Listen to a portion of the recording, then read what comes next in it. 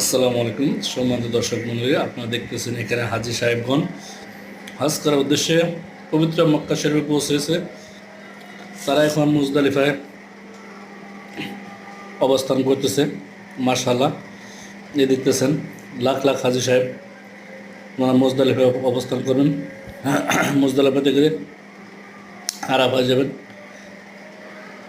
Saudi বাদশাহ দেখেন ওনাদের জন্য মাশাআল্লাহ অক্সিজেনের ব্যবস্থা করছে।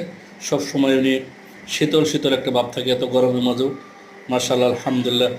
আল্লাহ তাআলা যেন আমাদের সবাইকে মক্কা শরীফ, মদিনা শরীফ যাওয়ার তৌফিক দান করেন এবং খানায় কাবা তাওয়াফ করার তৌফিক দান করেন।